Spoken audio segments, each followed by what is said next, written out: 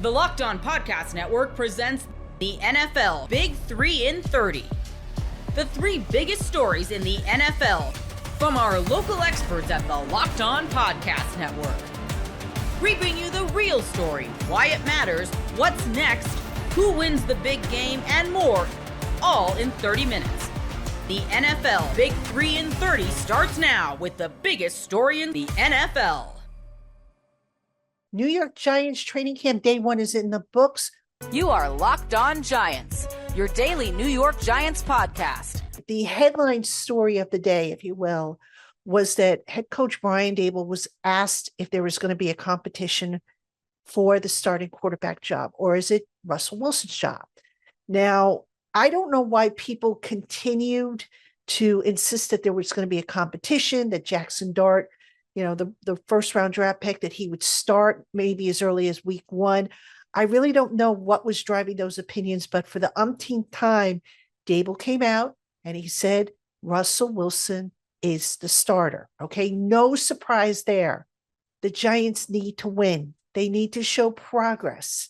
They're going to go with a guy who has made 10 Pro Bowls and won a Super Bowl to get to that point. And I've said this before, the Giants regime of Joe Schoen and Brian Daboll, they're in year 4. They're not in year 1 to where they can afford to throw caution to the wind and put a rookie quarterback out there. It's just not going to happen.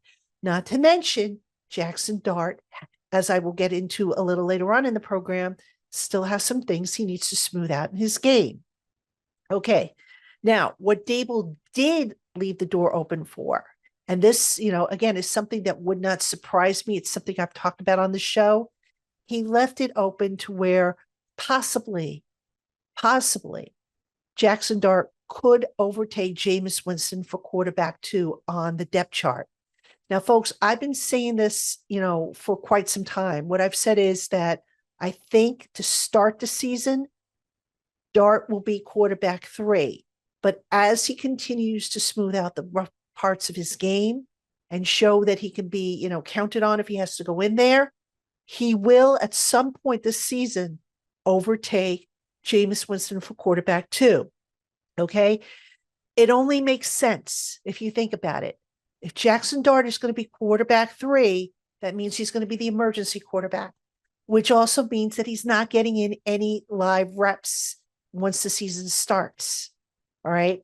And eventually you want to get that kid live reps, whether it's, in a mop-up role, whether it's, I don't know, plays a final series or whatever the case may be.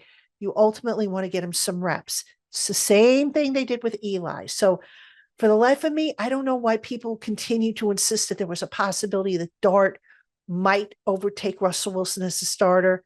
That's not how they set up this quarterback room. Brian Daboll confirming that was going to be the case, that Russell Wilson's the starter, but leaving the door open for the possibility of Jackson Dart maybe overtaking Jameis Winston. Now, later on, I'm going to go into more of my camp observations. But since I'm talking about the quarterbacks, let me just tell you what I saw from the quarterbacks. All right. Russell Wilson got the bulk of the first team reps. They did sneak Dart in there for one of the reps, all right, with the first team. But for the most part, Dart and Winston were alternating for the second team reps, all right, which is the battle that I think Daboll was kind of alluding to when he said they're going to compete. Dart, on his very first throw, he tried to fit the ball into a tight window, did not see defender Nick Jones coming up and jumping the route, and Nick Jones picked it off and returned it for a touchdown. So it was not a good start for Jackson Dart. That being said, he bounced back from that. He had some good throws, but, just in watching him, some of his throws, to my eyes at any rate, looked like they were just a smidge late.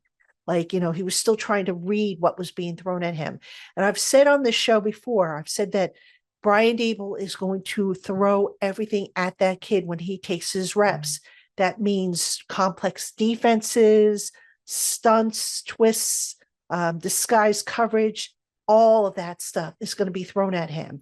just to see how he does. And the fewer mistakes he makes as they go along and as he sees more of this stuff, then the more likely he is going to be ready to take the next step, if you will, in his development. So again, just not a surprise here with Jackson Dart, not being in a competition with Russell Wilson for quarterback one. Quarterback two makes too much sense. And, while I'm on this topic of quarterbacks, Wilson had a pretty good day. I think he threw 4 touchdown passes. 3 of them, I believe, went to Malik Neighbors. So yeah, Wilson looked like he was building that rapport with Neighbors. He looked pretty good, all things considered. Now, the Giants today did a lot of red zone work. Matter of fact, I should say they exclusively worked in the red zone. So you're not talking like any deep passes or anything, too funky, because the red zone offense is a little different than, the offense that they might run at midfield. But Russell Wilson seemed to be in sync with his receivers. All right. Had a good day. Jameis Winston, I thought, he didn't have a bad day, but he did a lot more running, I thought. At least according to my unofficial stats. Jameis Winston did more running, design runs. At one point, he ran the ball 3 times in a row during team drills. And then Dart, like I said, Dart got his chances, had some good throws, had some not so good throws, had some throws where he was late. And, the kid's got a long way to go. He'll get there, but he's not going to be ready to be the starter for week 1. So good decision there, I think, by head coach Brian Daboll to kind of put that to rest. Neighbors was actually one of the stars, I thought, of this first day of camp. Neighbors, good job catching the ball. It looks like he had that chemistry built up with Russell Wilson. And the important thing is that Malik Neighbors was out there after missing the entire spring as a precautionary because of that ongoing toe issue that Brian Daboll said in the spring actually dates back to Malik Neighbors' days at LSU. So when Malik Neighbors spoke to the media after practice, he said something kind of interesting. And, I don't want to be an alarmist. I really don't. But let me tell you what he said and why I'm just a little bit concerned with what he had to say.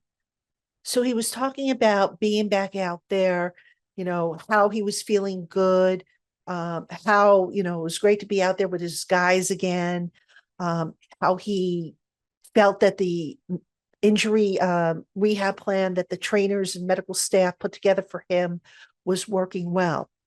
But the topic of surgery came up with Malik Neighbors. He was asked if surgery was ever considered.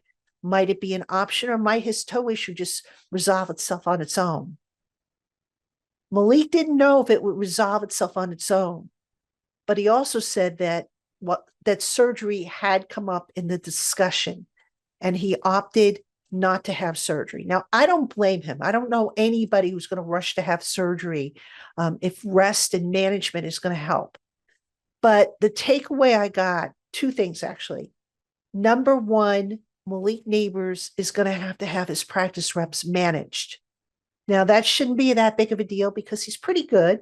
The only way I could see being a problem is if the drop C issue that he had last year continues. And even that is not, a big thing to get all worked up about or upset about. What I'm concerned, though, is that as the year goes on, Malik Neighbors is a guy you want on the field every possible chance you get. All right. So his foot's going to take a pounding, which means they're going to have to manage his practice reps. His foot's going to take a pounding. All right. He is going to end up on that injury report at some point with that toe thing. And if you've got an ongoing issue, probably something at some point he might need surgery on. I hope he doesn't. But just having asked around if that's something that will resolve itself, a lot of medical people that I've spoken with say it can, depending on the severity. And if it was severe enough to hold them out of practice, then, maybe it's something that they're concerned about. And the whole idea was to keep them out there and keep them fresh. So what I'm getting at is the last thing I think any of us want to see is Malik Neighbors ending up to where now he's on the injury report. Now he has to be limited in practice, and it starts to affect his game. Now, it didn't really affect him last year, but if something just continues to get worse and worse and worse, which hopefully his won't, then you've got to ask yourself the tough questions and say, look, do we need to have surgical intervention to finally get rid of this once and for all? So again, let's hope that it doesn't come to that. But I'm not going to lie to you folks, when there's an ongoing issue and it keeps popping up, and again, Dable said back in the spring that it first popped up in college for Neighbors, and then it popped up last year. And then, they were concerned enough about it to have it pop up again this year. You got to keep an eye on that. But I don't have to tell you guys and gals that Malik Neighbors is probably one of the most indispensable players on the offense. They need him out there. So if managing the issue is going to get him through the season, so be it. And then he can decide, if it really bothers him, he could decide, okay, maybe after the season's over, I get the surgery. Or maybe he just figures, okay, I'll just rest it and continue to rest it and continue to rehab it so that it doesn't become a long-term issue. But it's just something to keep an eye on, because, with a receiver, obviously you don't want to see them have to take or have to deal with surgery, particularly, on their feet, because, that's a big part of their game. It's not to say that Malik Neighbors couldn't come back from surgery if he had to have it, but I don't think any of us want to see that happen. I know I don't. I'm pretty sure he doesn't. I'm pretty sure the Giants don't. So that's just something to kind of keep an eye on, I think, with Malik Neighbors. Now, since we're talking about him, what did I see from him in camp? I mentioned how he seemed to be in tune with Russell Wilson.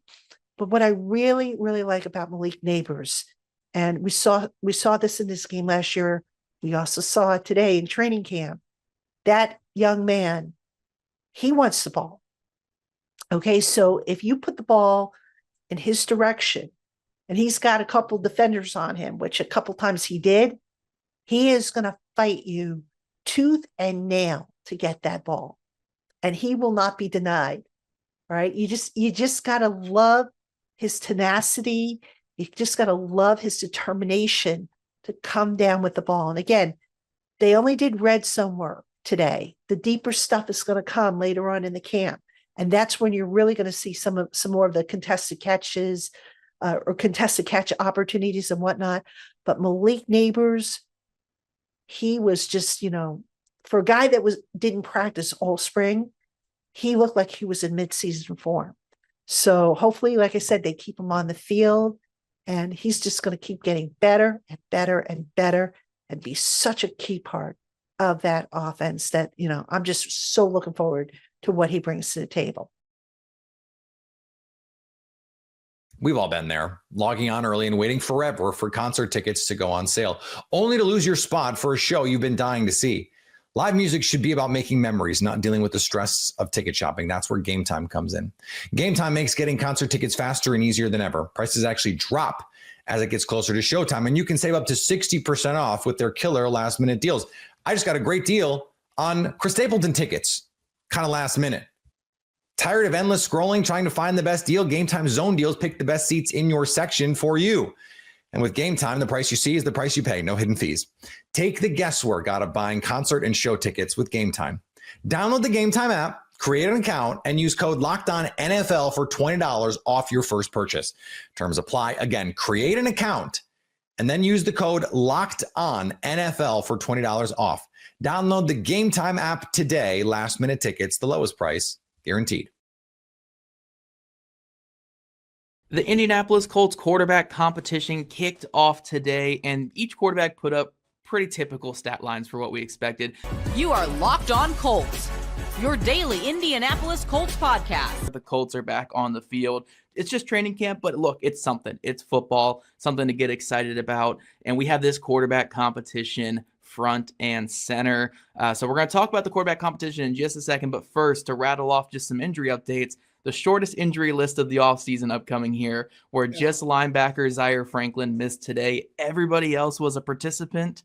I'm assuming that will change every other day of the rest of training camp. But good news on the injury front, Jake, and some guys that we thought could miss some time, from Samson Ebukam, Daniel Scott, Jalen Jones, some guys who missed time in minicamp. All of them were back on the field. Jalen Carlisle was another big one too. So good to hear that they were all back on the field, right, Jake? Yeah, that's exactly right. So nobody's on PUP, and Franklin was the only one who was out. Sorry, voice is being weird. There we go.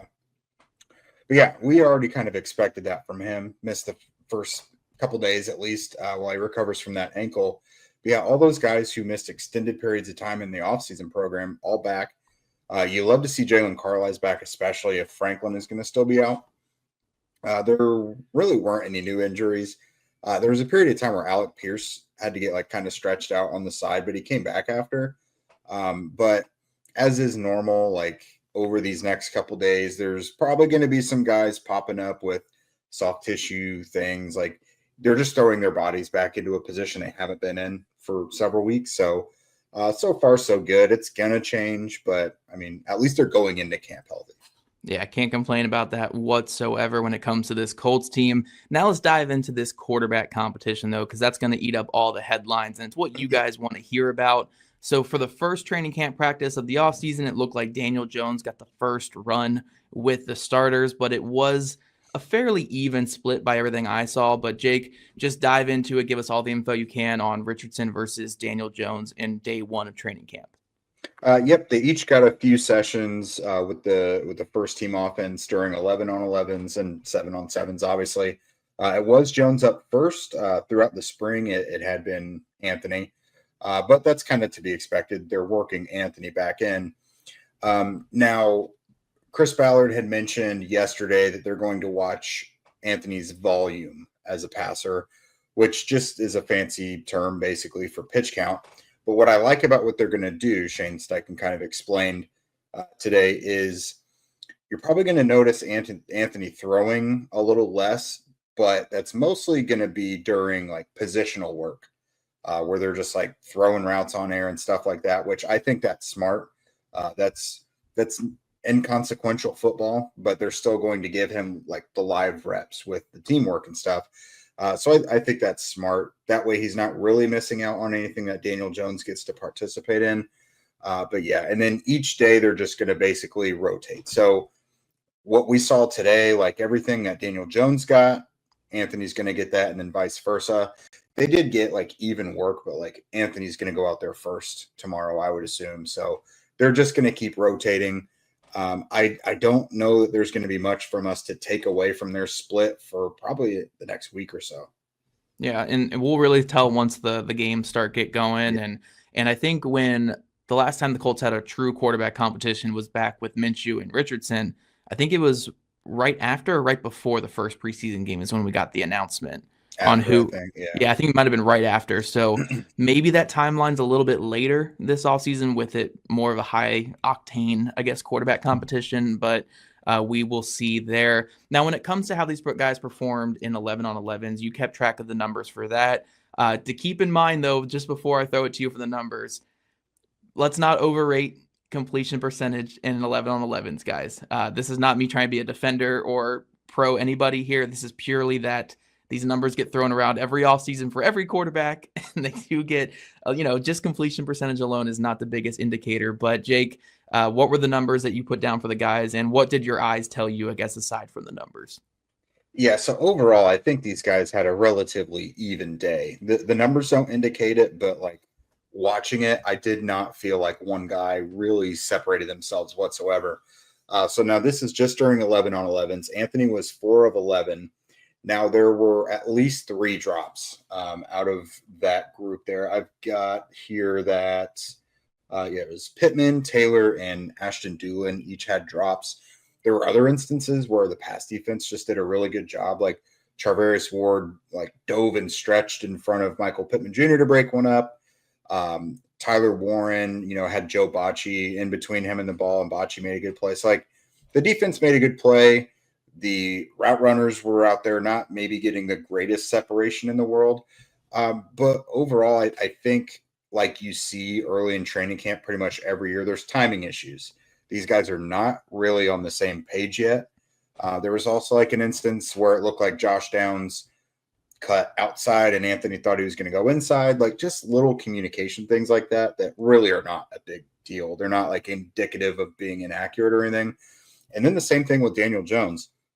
He was 7 of 8 in 11 on 11, so nearly perfect. But his 7 on 7 sessions were a little rougher than that. Now they were leaning into like runs and RPOs and first and second down stuff, which Daniel should eat that stuff alive. It's like quick decisions, getting rid of the ball, short distances and things, stuff where he's going to really kind of accelerate there. So he looked efficient there in 11 on 11s. But he had a late throw in 7 on 7s to the sideline to Josh Downs, where it just took too long to get there. And Kenny Moore read it the entire way and just jumped in front of it at the sideline and picked it off. There was another one where I think it was Austin Ajake got a hand up, and Daniel had some heat on that one, but Ajake got his hand up and batted it down. So I almost want to throw the numbers out of this one, because when you take 7s and 11s into play here, both guys just had a day. Like, it was the start of training camp and it felt that way. Yeah.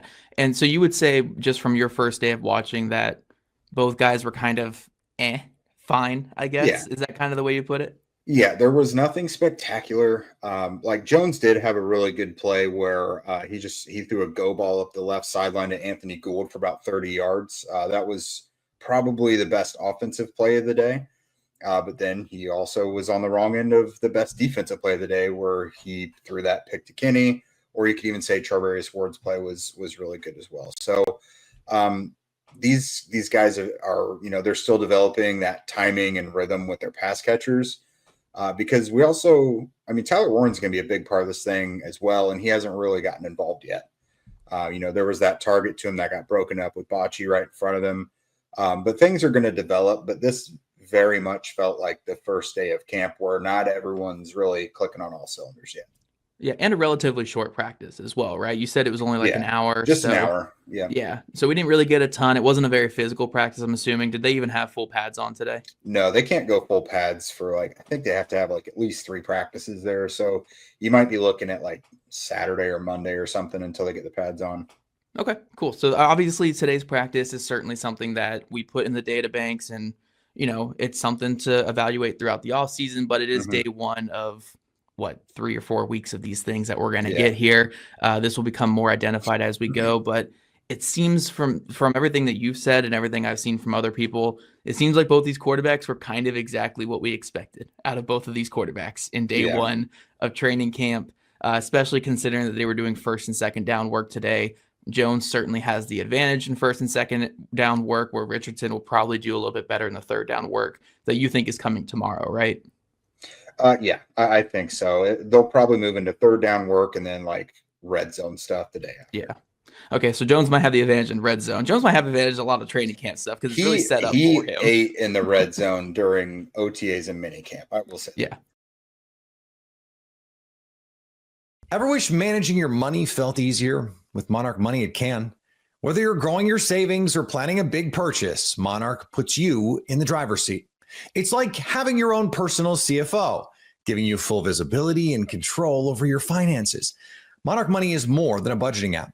It's a complete financial command center. You can track all your accounts, investments, and spending in one place. So in addition to managing your money, you're also building wealth. Take control of your finances with Monarch Money. Use code LOCKEDONNFL at monarchmoney.com for 50% off your first year. That's monarchmoney.com, code LOCKEDONNFL for half off your first year. Vikings training camp is underway, and it sounds like J.J. McCarthy is off to a hot start.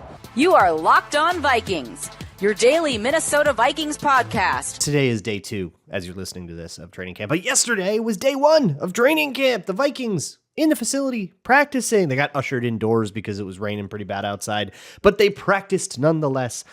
Full attendance and full participation, with the exception of those 2 rookies that went on PUP earlier this week in Gavin Bartholomew and Chaz Chambliss. A little bit more clarity on those injuries. Bartholomew's is a lower back injury. Chaz Chambliss is a, I believe, right foot injury, as Emily Liker pointed out on the Access Vikings podcast. And she thinks that she saw that injury happen on the first day of OTAs, by the way. So those are the only 2 injury things. Otherwise, we have full participation. The O-line, at least in individual drills, was intact. And they did some 7-on-7. I don't know if they did a lot of 11-on-11 or if that part was open to the media or not.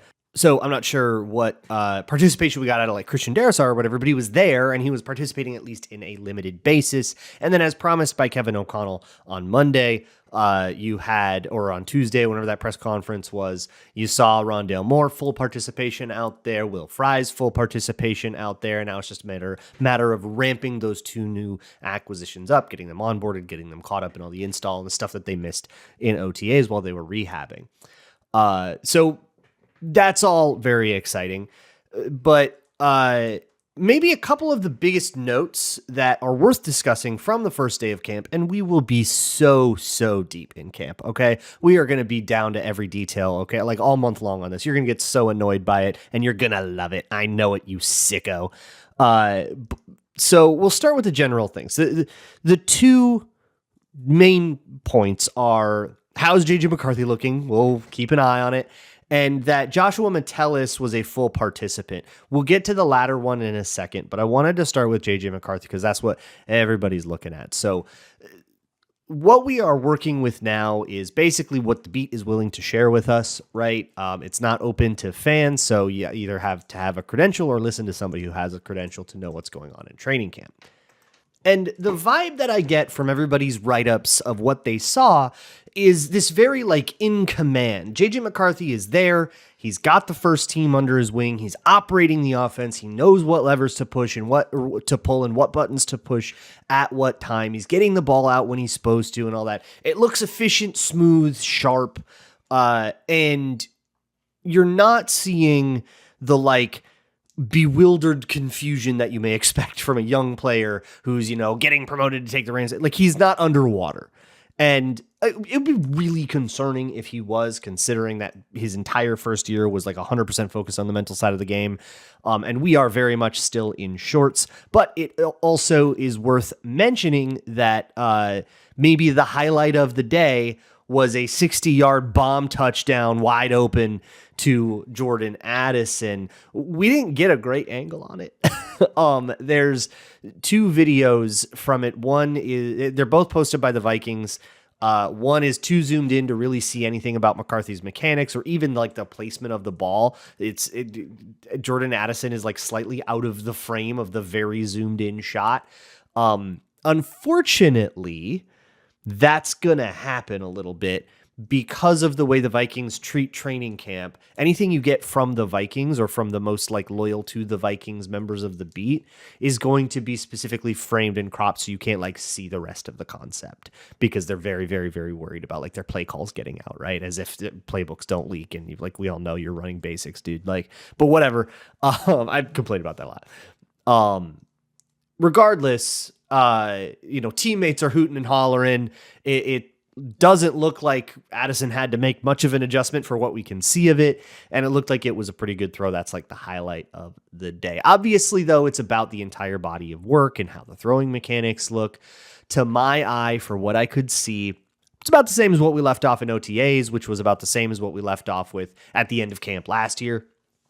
The like over rotation issue had probably gotten 90% of the way there. There's still a little bit of it, but it's no longer anything that to be like worried about. Something you maybe want to fix over the long term, but no longer requires urgency, I guess is the way I put it when somebody asked me about this earlier today. But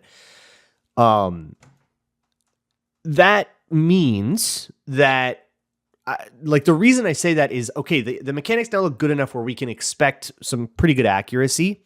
There's one throw in from one of the, I forget if it was from the official Vikings account or one of the beat reporters did it. No, it was in the training camp highlights. It was in the highlights cut up that the Vikings posted on YouTube, where you can see JJ McCarthy doing like quick step footwork. And this is not a thing that's really been here or there for him. He's been fine at it, or he was at Michigan. It's something he can do, but it's also something that like Michigan didn't do a lot of. They didn't do a lot of just like one step, fire the ball away. If they were throwing, it was probably like 3rd and 9 anyways. So they didn't really do a lot. If it was a neutral down, they didn't do the like, the like spread offense Oregon move.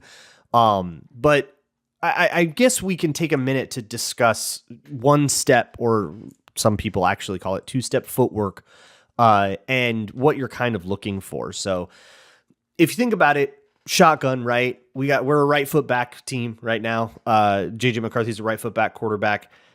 And so his right foot starts back a little bit. It's got a bit of a head start. That's why you put your right foot back. And the throw was a quick little out to, I believe, Justin Jefferson. You take that first step back with your right foot, which is already kind of halfway there. And then you essentially take your second step into the throw. So you call it a 1-step drop back. That first little stupid step is the 1 step, and then you're just stepping into the throw. That's no longer part of your drop back. So a 1-step drop back. This footwork can be fairly difficult because you have to essentially get yourself... You have to like change the angle of your feet really, really, really quickly. This is even more difficult the other way when you're throwing to your dominant side, because you kind of have to cross your body over it.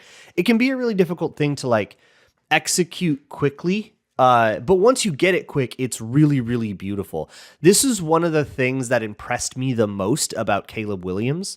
And it's why I felt like such a hipster during that that draft cycle, because I was like, yeah, this guy looks like he's like a quick game kind of quarterback. That looks pretty cool. While everybody's talking about all these improv plays, I'm like, I don't really care about that. But when he's throwing a bubble screen, like I felt like such a weirdo. But then I don't know. I look at the offense the Bears ended up running last year and feel kind of vindicated. But being really good at that means you have a nice little outlet to go to if the O-line does experience a problem. Hey, the O-line is, I guess you would call it into some, I think it's the Star Tribune called it an intact O-line. Andrew Kramer's headline for his write-up, the headline was, Vikings start camp with O-line intact. I don't know if that's necessarily the way I would put it, because Darisaw is participating in only a limited fashion. But that's pretty pedantic of me, so whatever. Point is, JJ McCarthy looked pretty good in the first day. Every day is different, right? If he has a bad day tomorrow, I'm sure a lot more people will talk about it. And this is the kind of thing of training camp